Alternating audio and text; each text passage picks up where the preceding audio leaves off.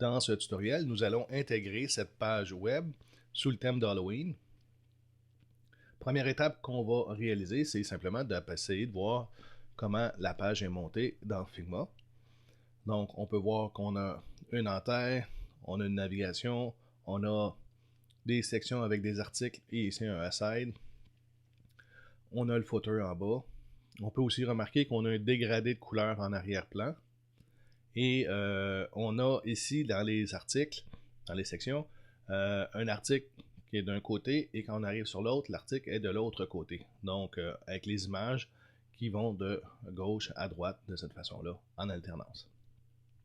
Si on regarde encore un petit peu plus près, bon, mon header, comme j'ai dit ici, j'ai un header qui prend toute la place, donc avec une couleur noire en arrière-plan, et j'ai une image à l'intérieur. Mais l'image, je ne vais pas la mettre à l'intérieur de mon header. Le header, on le voit ici dans ma maquette, il est vide.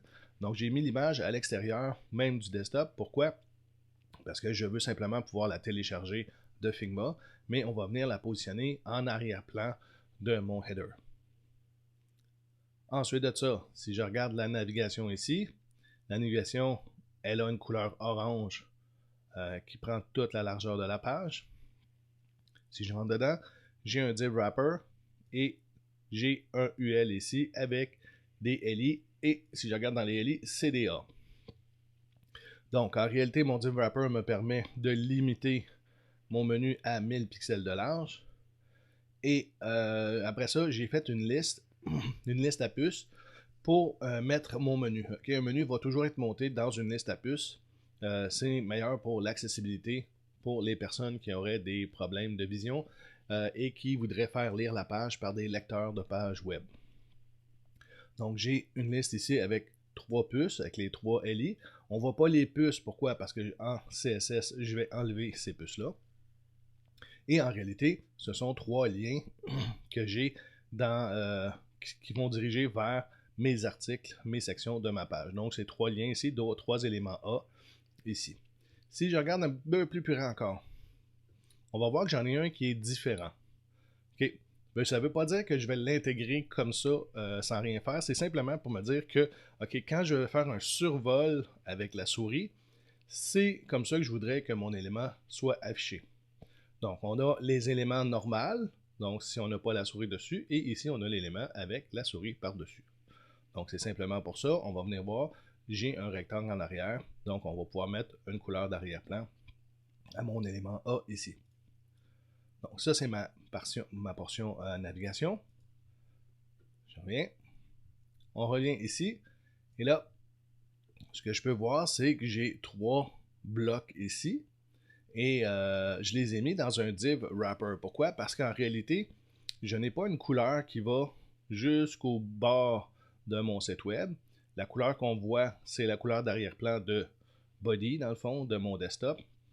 Donc, au lieu d'avoir des div wrappers pour chaque, ben, j'ai décidé de faire un grand div wrapper ici et d'insérer les 3 éléments à l'intérieur. Donc, encore là, mon div wrapper est là pour pouvoir limiter la largeur lorsque j'ai un écran assez grand. Je vais limiter la largeur à 1000 pixels. Et on va voir qu'on va mettre les marges automatiques à gauche et à droite pour centrer mon élément. Si je m'en viens voir à l'intérieur, j'ai 3 sections. Donc, 1, 2, 3 sections. Dans les sections, ils sont tous montés de la même façon. Okay? On a un article, qui est la partie pâle ici. Okay? Et j'ai un aside. Donc, une portion d'informations avec un peu plus d'informations. Donc, un aside, ce n'est pas nécessairement une colonne de côté, c'est simplement un conteneur avec de l'information, avec de l'information supplémentaire. Bon, je regarde dans mon article ici, comment c'est monté. J'ai une image ici, j'ai un H1 et j'ai un H2 et j'ai un élément P. Donc, on va pouvoir sortir ça, les images et les textes dans les balises qui sont ici, H1, H2 et P. Si je m'en viens voir ensuite de ça mon aside qui est la portion foncée, bon, qu'est-ce que j'ai? J'ai un titre pour ingrédients, j'ai un UL avec les éléments à l'intérieur. Donc, ici, c'est les textes, j'ai les listes à puces, donc on va faire un LI en réalité pour chaque élément. Donc j'ai 1, 2, 3, 4, 5 éléments. Je devrais avoir 5 LI. Et j'ai ensuite de ça un lien A ici. Okay? Donc c'est un bouton A qui va me faire, quand je vais cliquer dessus, il va me faire remonter en haut de la page. Comme ça, si je descends ma page et que je viens cliquer sur le bouton ici, je vais remonter tout en haut de ma page. Okay? Donc, les articles sont tous montés de la même façon. Okay? On va monter notre article en premier, notre aside ensuite, dans une section. Donc, pour toutes les sections, c'est la même chose. Par contre, il faut que je regarde un petit peu à quoi ça ressemble aussi. Si je regarde mon image ici, ben, j'ai un cadre orange tout le tour de mon image. Ici, j'ai un espace qui fait décaler le texte un peu, donc le texte n'est pas collé sur l'image ici.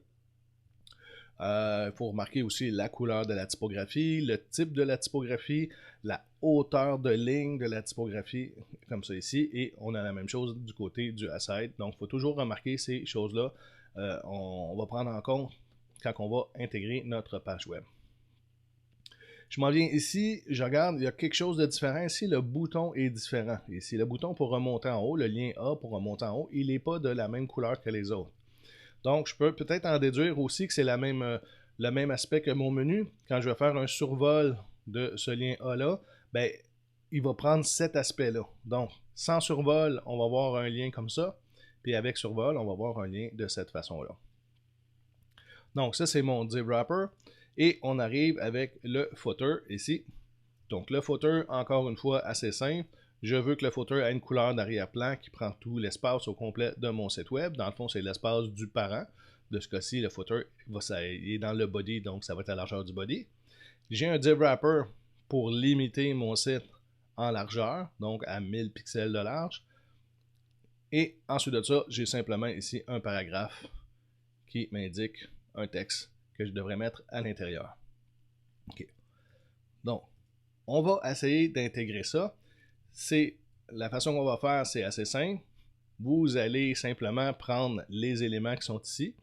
Donc, vous allez nommer vos balises ou vos éléments de ce type-là. Donc, on va commencer avec un header, une navigation. À l'intérieur de la navigation, je vais avoir un div avec une classe wrapper. Ensuite de ça, je vais avoir un UL et je vais avoir un LI et un A à l'intérieur.